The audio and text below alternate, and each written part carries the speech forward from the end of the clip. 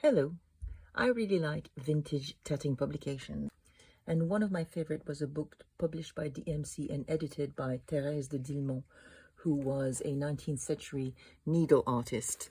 It's a really nice book. I've printed myself my own version. It's now out of copyright and you can find the publication online, so you can print it for yourself if you wish. I'm going to put a link in the information box below this video.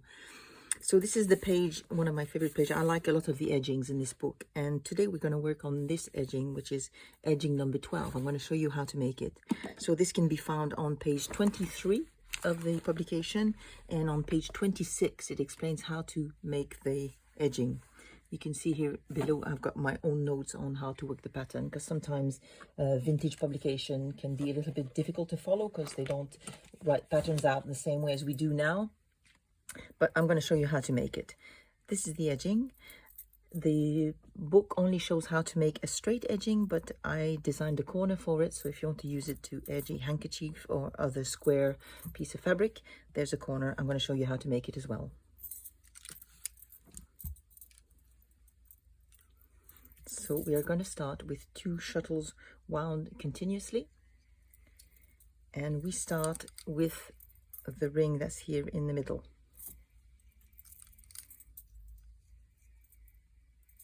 And it's a ring of 9 picots separated by 2 stitches.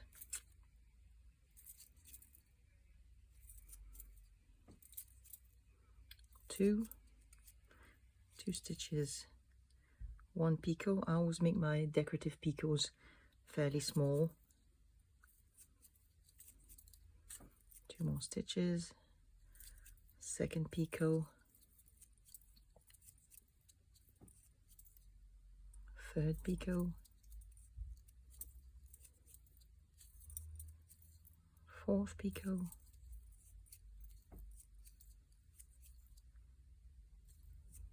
5th picot, 6th picot, 7, 8, 9, and 2 more stitches to complete the ring.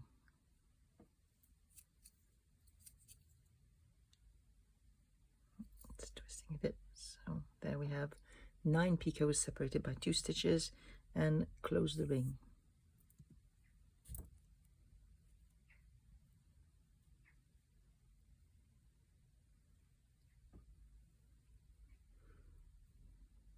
Now we reverse work and we make a chain.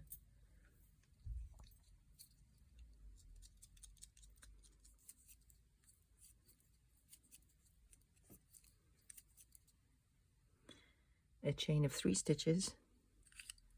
And normally I always make my decorative picots quite small, but this is a joining picot and it needs to be a little bit longer. It's the picot here that you can see in between the 2 chains there. It needs to be a little bit longer than my normal ones. You can eyeball it, which is what I normally do. I'm working with size 20 thread today, and I find a 7mm gauge, if you want to measure it, works well. So 3 stitches, a 7mm picot, and 4 more stitches. 2, 3, 4. Remove the gauge. I'm going to snug my stitches so you can see here the approximate length of the picot you need. And now we're going to make some thrown rings.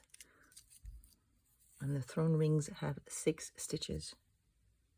So you're making them with your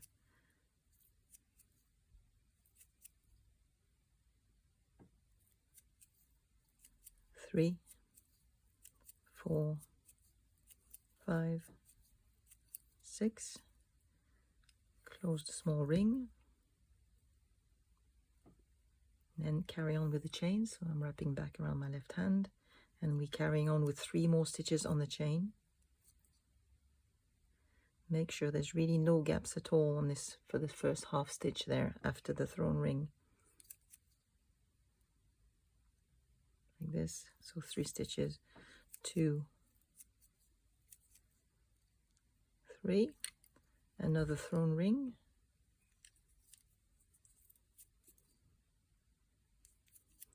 one, a thrown ring of 6 stitches again, 3, 4, 5, 6, and close the ring. Wrap back again to continue with the chain and make 3 more stitches.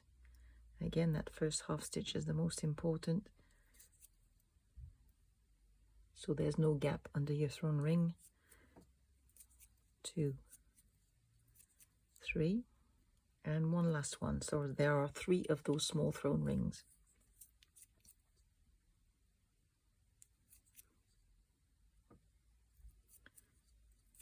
Two,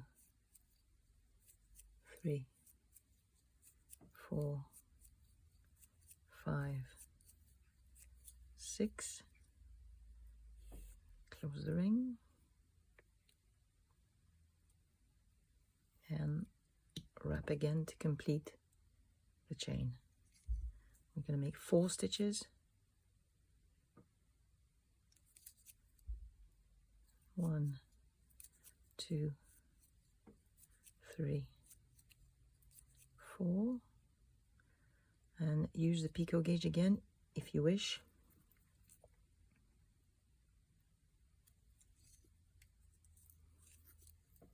And 3 more stitches after the 7mm picot. 2, 3. I'm going to snug my stitches, and then we're going to join on the 5th picot of the first ring we made. So 1, 2, 3, 4. That's the 5th picot here.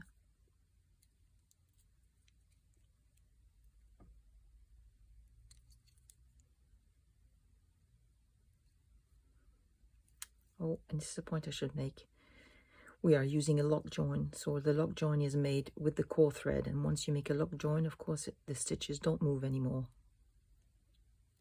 Because I just made the video before this one was a video on joins. I will eventually make a separate video just about the lock join.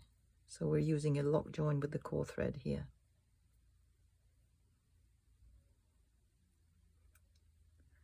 Next, we're going to make a chain. You don't reverse work, so you stay where you are and you make a short chain of 4 stitches. 2, 3, 4. Reverse work. And now we're back to making the ring in the middle. 2 stitches, and then 9 picots separated by 2 stitches. 1 picot, 2 and 2 stitches, 3 and 2 stitches, 4 and 2 stitches, 5 and 2 stitches, 6 and 2 stitches, 7 and 2 stitches, 8 and 2 stitches, 9 and the last 2 stitches. Close the ring.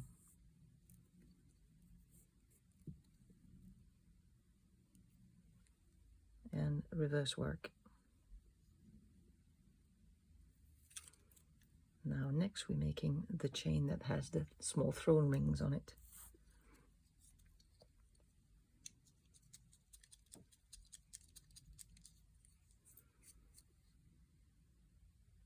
So we start with 3 stitches,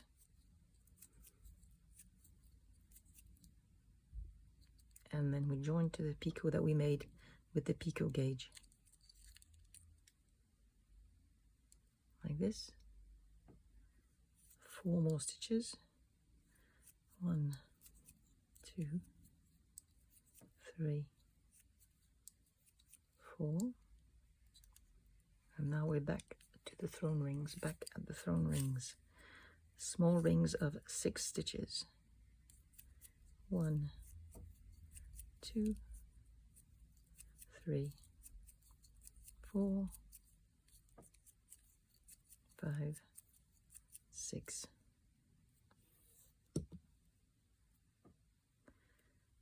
If you don't know this book, Tatting by Thérèse de Dillmont, I hope you'll have a look at it. I think it's got many, many beautiful patterns in it.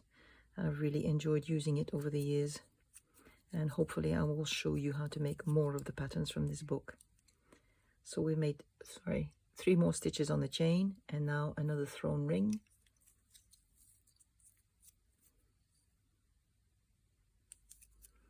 One, 2, 3, 4, 5, 6. Close the little ring. Wrap again to continue the chain. 3 more stitches on the chain. 1, 2, 3. Again, using the other shuttle, we're making the 3rd thrown ring. 6 stitches in that thrown ring. 1, 2, 3, 4, 5, 6, and close the ring. And now we make 4 stitches back, working on the chain. 4 stitches on the chain. 1, 2, 3, 4, and we're making the 7mm picot, and 3 more stitches. You can remove the gauge now after the first stitch, it's as you like, or even just eyeball it once you have an idea of how long it looks. You don't need to use the gauge every time, it's up to you really. So 3 more stitches after the picot, and we join to the 5th picot of the ring.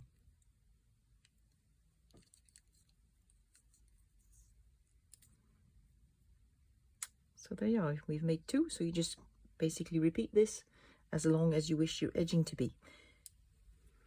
Actually, I made a little bit more of the edging because I wasn't happy with my first corner demonstration, so I'm gonna do it again. So when you're at the last repeat before you want to turn a corner, so I've done my 3 thrown rings, so 4 stitches after the 3 thrown rings.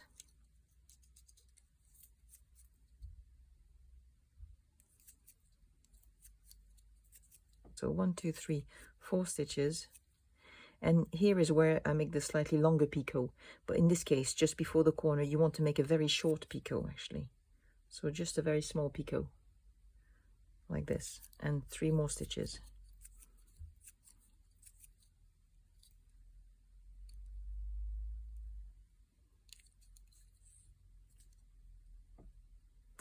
And now normally it's where we make the longer chain, but we're going to make only a chain 1 for the corner. So chain 1, reverse work,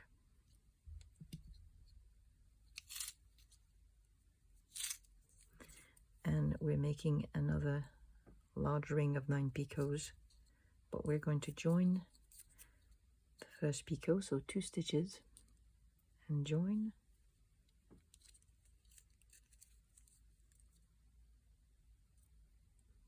and we're going to join, I'm going to fold that out of the way, join the second picot as well, 2 stitches and join again, and now complete the ring. So we've made 2 of the picots where we've joined them, so we need to make 7 more picots to complete this ring. 7 picots separated by 2 stitches, so that's 2 stitches, 1, or I'm going to count the other way, so this is the 3rd one, so 3, 4, 5, 6, 7, 8,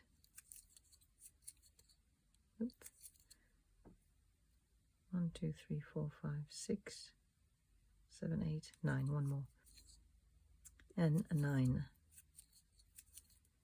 Let me count again. 1, 2, 3, 4, 5, 6, 7, 8, 9. That's right. And close the ring.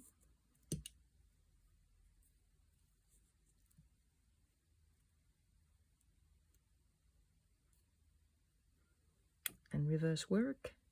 And here we're going to make a little extra ring to fill the corner.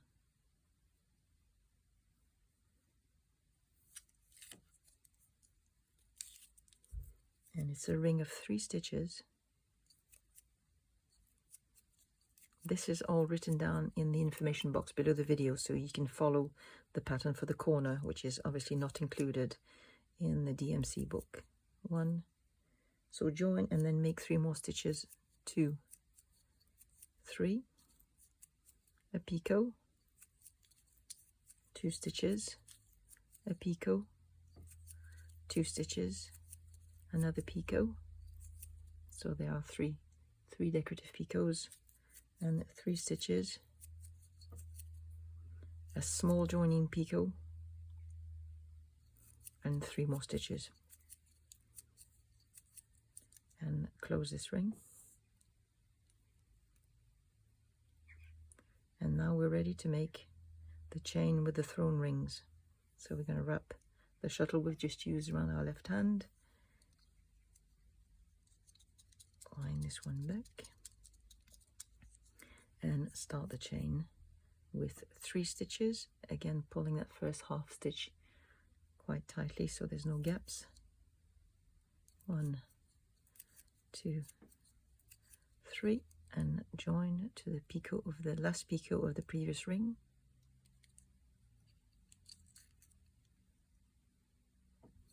Four stitches. I always count my join as the first half of the next double stitch, so I just do a second half to complete this stitch, and 3 more for my 4 stitches. 3, 4, and now we're making thrown rings. Thrown rings of 6 stitches. 2, 3, 4, 5, 6. Close the ring. Continue with the chain for 3 more stitches.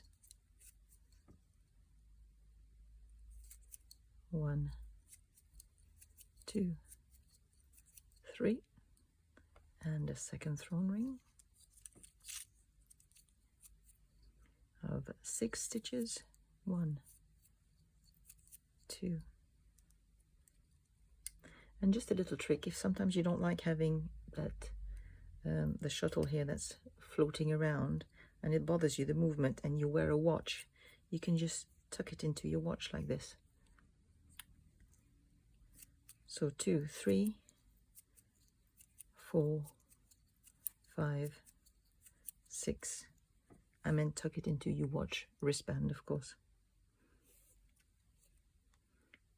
Just a little trick that you might find useful or not. And now we're going to carry on with the chain for another 3 stitches. 1, 2, 3, and wrap for the, I'm going to do it again, wrap for the 3rd thrown ring of 6 stitches. 2, 3, 4, 5, 6, and close the ring. Wrap to complete the chain, and we're making 4 stitches after the last thrown ring. 2, 3,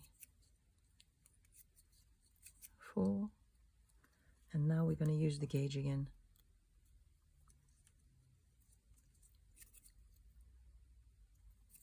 And make 3 more stitches.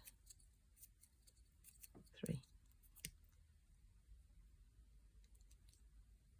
And we're going to join to the 5th picot of the ring below.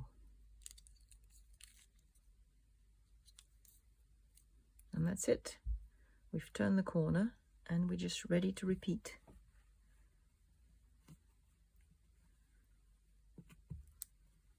So I've actually turned 2 corners. It makes it look a little bit round because of the 2 corners, but you can see here that it's quite a nice square actually on the previous piece I was working. So you just need to repeat for the length that you wish to make your edging for. I hope you'll enjoy making this edging, and I'll see you in the next video. Take care. Bye-bye.